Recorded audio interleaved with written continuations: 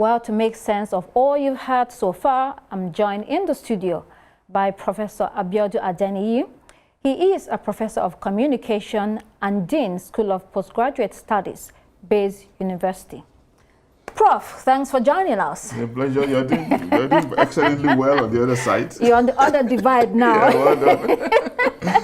Yeah, well done. You're welcome. Nice, you're well welcome. Nice to be on this side. Yeah, Maybe one day you come over here. Well done. Okay, so let's go to the issues of the day. I mean, we were talking to Mukhtar Sirajo on the ground in Kaduna, and you listened in. What are your thoughts on all that has been said so far? Well, it's unfortunate, first of all. It's a very complex issue because first, maybe we should look at it from the individual relational aspect before we come to the governance aspect. If you look at former Governor Nasir El-Rufai and Governor Obrasani, they are very, very close associates. You know, it goes beyond, even beyond the time Governor El-Rufai became governor. When Nasir El-Rufai was Minister of Abuja, Governor Obrasani was one of his aides. You know, so they've been friends for a very long time. And when Governor Nasir, ex-Governor Nasir, was in exile, Obrasani was one of his closest associates on ground. You know, that guided him through the trying moments. And do not forget, of course, when he became governor, he went along with him as aide and helped him or supported him to become a senator. So these are associates. And sometimes when political differences emerge like this, there's a way in which the rest of us may want to sensationalize this. The way we want to find it salacious. But if you look deeper, you'll find that it's probably, at the end of the day, it's going to be a storm in a teacup, you know, just like your previous resource person said. But again, the governor may not be totally wrong, you know, revealing the amount of debt on ground because it's obviously having difficulties, and of course people are raising eyebrows why some things are not being done. So it probably was altruistic or probably well-meaning in the interest of accountability and transparency to say, okay, these are the difficulties we're having, but we're not necessarily putting down or condemning the ex-governor. But you need to know the facts so that if challenges are ahead, or if we're dealing with challenges, or if we're deterring, you know, or failing to meet some obligation, this is the difficulty we're dealing with, and that is the reason. But what the problem is that we don't have somebody intervening. The son of the former governor is the most wrong person. We're coming to that. Yeah, exactly. We're coming to that. Okay. I like that you use the word sensationalism because I gathered that actually there is no rift between Nasir El-Rufai and Obrasani. You know, they're good. It's just like you said, people out there commenting and making unguarded statements, some have said, concerning this. The two men are good. So this is what, you know, politics become when people decide to take on things they're not supposed to speak on, and especially when there are young people like Bashir El-Rufai. You know, but let's come to the governor has said he's been unable to pay the wage award, which was something that was put together to cushion the effect of the removal of fuel subsidy. And that's a big problem. How do you think that will affect the citizens of the state? It will definitely affect the citizens because it's a very difficult situation that they are in. Out of 10 billion allocation every month, about 7.5 billion went to debt servicing in the last month, in March. You know, that's a very difficult, you know, situation to actually navigate from. I don't know the amount of creativity he'll be able to muster, you know, to navigate, you know, that channel, you know, very tough one. But he's already talking about borrowing. First of all, he has gone to the president, and the president told him that for the money that is owing in dollars, 587,000 US dollars, he can do next to nothing because it's a World Bank loan. It's a commitment that has to be met. You know, the president has told him so. So that's out of it. Then perhaps for the one that is being owned in Naira, what else can he do again? Then of course there are about 112 contractual obligations, and of course these obligations are also rising because of variations, because of inflation, and because of difficulties in the system, in the economy, which is creating more complications, and these contractors probably need their funds. Definitely they would need their funds. So it's a difficult situation, and it's already thinking of borrowing. Borrowing from where? You know, in a situation where you have obligations you cannot pay, obligations that are not necessarily, they were not necessarily brought about by yourself or by previous government. You know, who will want to you know, give resources to you when they know that your obligations, the one you're on ground, is not being met in the first instance. Difficult situation, but I think at the end of the day, we might need some level of intervention, not from anywhere else again, but from the federal government at some levels. You know, otherwise, nobody wants a state, you know, to ground to a halt on account of the inability to pay debt. And for maybe going forward, we should also have to review this resort, you know, to credit. Credit is not to be abused, irrespective of your ability to assess them. You know, what about other sources through which you can manage your finances? You know, what the question of prudence has never been addressed, you know, in this system since we've been talking about economic difficulties. The question of the absence of transparency, accountability is not being addressed, you know. There's still evidence of profligacy around. And of course, if this attitudinal change, you know, come into the process, there's a lot that can be saved, you know, such that government can begin to meet their obligations. So part of the solution that he is looking at is restructuring the loan. So he has been to the president, is speaking with the Minister of Finance, and the idea is to restructure the loan in such a way that they don't need to take 7.5 billion naira monthly from the state, because that's quite a bit. And also, additionally, Kaduna is not the only state going through this. Many states across Nigeria, the only reason why we hear this is that there was a town hall meeting where people were there, and so he had to give an account. You know, so shouldn't we now look at the broader issue of debt and borrowing, reckless borrowing in Nigeria? Yeah, that's what I was going to talk about. I agree that it's good for us, for the state to renegotiate it, and beyond renegotiating the terms of payment, it's also the need to prioritize projects. Maybe this is not the time for white elephant projects. This is the time to focus on people-centric projects that can impact directly on the people, you know, the everyday people finding it difficult to live everyday life, as the case could be, you know. So those kind of rethinking priorities will come in, and of course, we're already talking about, you know, the larger question of the economics of borrowing, which was very prevalent in the last 8 years before the coming of President Tinubu. You know, it's been a shame of our system, you know, that we cannot actually think about any other way of raising money to cushion the shortfall in oil revenue other than borrowing, you know, resort to borrowing. And we keep talking about these indefinable, you know, very imprecise, problematic debt to GDP ratio, which sometimes when you look at it critically, you know, is actually unrealistic and even unreasonable. You know, why do you think because you have access to credit, you continue to exploit? What about other means, you know, of managing your resources, you know? What about prudence, you know? What about transparency that I talked about? Accountability, you know?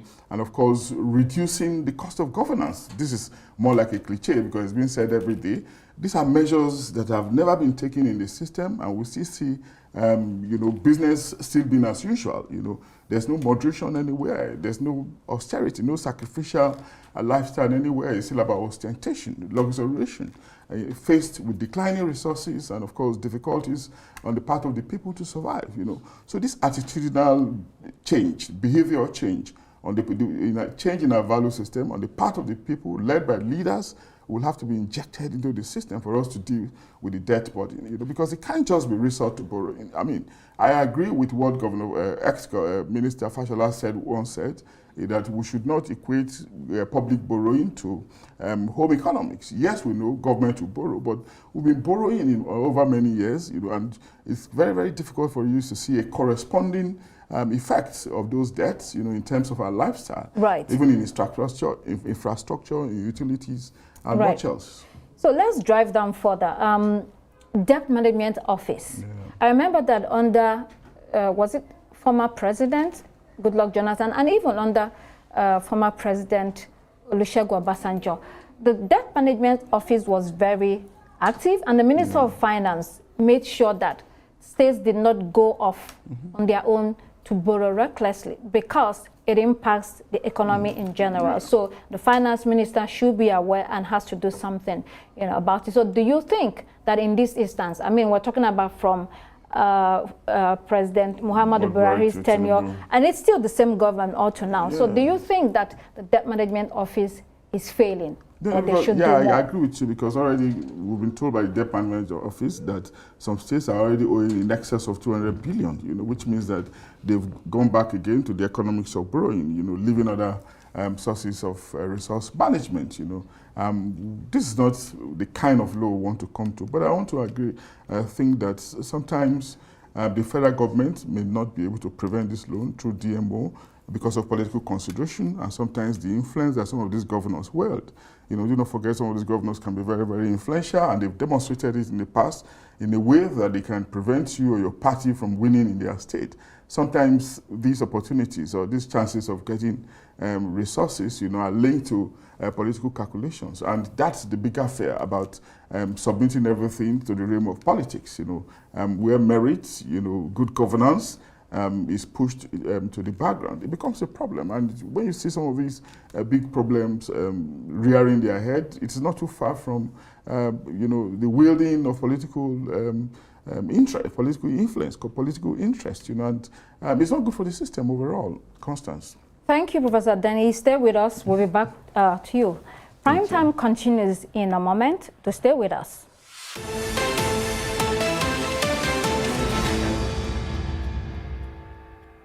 Thinking of banking in Africa? Think Zenith.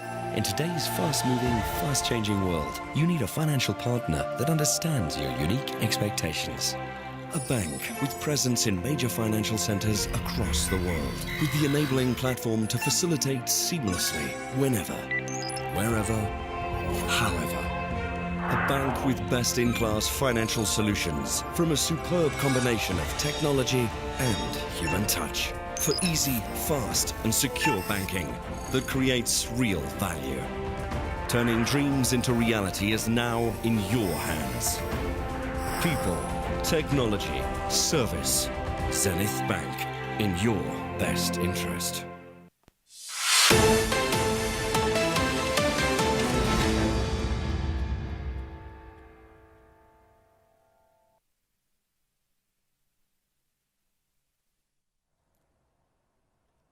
A big win for Nigeria in the aviation sector. Nigerian premier airline Air Peace launched its maiden Lagos to London flight last Saturday. This opens up a world of possibilities for the airline and Nigeria on what is regarded as one of the busiest and most lucrative routes from the country.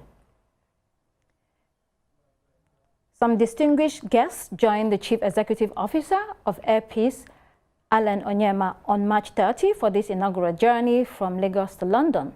The historic direct flight took off from Murtala Mohammed International Airport, Lagos, and landed at London Gatwick Airport. The London trip comes a month after the Nigerian flag carrier said it would commence direct flight operations from Lagos. You're watching Arise Prime Time.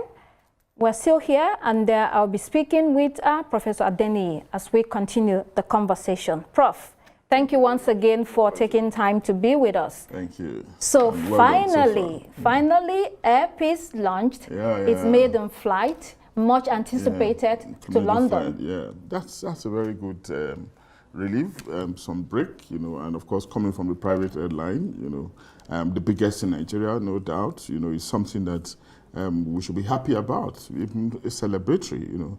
And of course, we expect them to grow beyond that, you know, to also cover many African capitals, you know, because you do not want to travel to the average capital in Africa, and that's where you know that airlines can also do kabu-kabu, you know, because they will be doing many stops, you know. We expect Air Peace to grow beyond this and probably challenge ASCAI that is dominating the West African sub-region. You know, they need in the future, you know, to go beyond Accra, beyond Freetown, which they stopped going to recently, and cover more African countries, and probably be a challenge to Ethiopian airline as well. But going to London is a welcome development, no doubt. You know, the fanfare was excellent, the razzmatazz was brilliant, but we also need sustainability. Remember that before now, Medview was went to London. Right. Bellevue was also there. I'm not sure. I can't remember Arik. Arik. Yeah, also went. We had so many local airlines that also went the London route. You know, but Airpeace is big enough. You know, difficult route London, that is, because you have to give consideration to the kind of airline, and of course there are so many rules. You know, at the airport you are going to land, you also have to mind it. You know, because they have to tell you which airport terminal you are going to use. You know, all this politics comes in. It's okay, it's gratifying. They've been able to summon to go through the politics thus far, again through the instrumentality of the aviation minister, like Mr. Allen Oyoma told us. You know, but above all is sustainability. Right. Also good, gratifying that they're going to undersell the British Airways, you know, and undersell Virgin Atlantic and some other airlines that dominate the London-Nigeria route, right. as the case could be. Yeah, we look forward to more wins, you know, with Airpeace. It's good that you pointed out other African routes, you know, regionally and continentally. It is very difficult to travel from one capital city in Africa to the other because of, you know, these issues of availability of aircrafts, you know, or operations. Sometimes, or most times, it is actually cheaper to go outside the country with foreign airlines and fly back. You know, so that's why the sustainability issue that you talked about is very important. Do you see Airpeace sustaining this business, and what are the things they should do in order to continue? I think most of the time these things depends on management, really. And if you look at, I don't know the managing director of Airpeace, but if you look at him, he looks like a very committed person, like a patriot, the way he talks, going by public reputation and his public pronouncement. And I think he's very hands-on. He's directly involved in the management of the place. Most of these companies actually depends on the success or failure of most of these companies. Depends on management, you know, because human beings can be very complex and dynamic and shifty in their predilections and peccadillos, you know. But if you are hands-on, if you watch them very closely, you know that this is your own company and you do not want to fail. I think success will just be around the corner. You can become successful. But let's also be mindful of the fact that the aviation sector is a very complex sector. So many nodes in the network, so many chains, you know, apart from the aircraft, you know, you have to be mindful of the crew as well. You have to be mindful of those on ground operations. So many sections, really, that you have to, where you have to ensure some level of perfection. So all these pieces in the jigsaw will have to be well fit and continuously so, you know, so it requires constant, you know, management, excellent management. And I think so far he hasn't done badly. He's making progress. But again, what I do say other than to say that good luck to him. Will you fly Airpeace? I'm asking this because there are people that are wedded to BA and foreign airlines. So we have to fly Airpeace. We have to also, you know, be concerned about the price, you know. Sometimes it's cheaper. Cost, it's 1.2 million naira for the economy compared to almost 2 million and over for so British if you have Airways. to save 800,000, why not? You know, but again, I've flown one Nigerian airline before. Will you fly this and my one to London? experience was not good. I'll tell you, my experience was not good, you know, because the service was nothing to write home about in comparative terms with Virgin, with British Airways, you know, and of course, sometimes we'll be wondering if we were in a local Nigerian bus, you know, with the kind of shouting, the kind of fighting, you know, that was witnessed in the aircraft, you know, even if while cruising, you know, very difficult environment, you know, for you to fly. Maybe it has to do then with the relatively cheap price, and with every due respect, you have all sorts of people in there, you know, and of course, this is something that Airpeace will have to guide against, because sometimes when the price is low, you have more people coming in, and the temperament of such people might be very difficult to manage, you know. So we expect Airpeace to not just to collapse the price, but also, you know, to have an eye, you know, on those, you know, that will be flying in them. You know, sometimes they may not be able to determine this, I know, but the captain is also there. And of course, maybe we should also talk to the passengers to be well behaved, appreciating the fact that yes, you now have an airline that is cheaper, but do not abuse it by being unruly. So, you know, let's just wrap up with this. The CEO of Airpeace, Allen Oyoma, said, and I quote, "This is just a 6-hour flight, a piece of cake." I think it's saying it in the context of, you know, the fact that they fly to China 14 hours. They have routes to Saudi Arabia. I think in Indonesia, a couple of other countries. Should he be that boastful and confident? No, I don't think he's boastful. He's just being confident, you know. And I remember it was governor of Anambra State who said, you can't hide excellence, you know. And sometimes when you are good and you say it, people just misunderstand you. I think he's very confident of their facility and the service they can provide. So if they can go to India, if they can go to which other country did you mention, then what's London? 5.5 hours from Abuja or 6 hours from Lagos? 6 hours, yes. So it's not a problem. To that extent, saying it's a piece of cake, it's not necessarily being boastful. It's just saying it as it is. And so that's you what will be flying Air Peace. Yeah, well, hopefully, Thank you so much, Professor Denny, for joining us this evening. We look forward to seeing you again. Anytime. Thanks. And well done for doing excellently well, playing a different role. I almost forgot my glasses. No, I need it. Well, that's it for this edition of Prime Time. Do join us again tomorrow. From me and the entire team here in Abuja, goodbye and thank you for watching.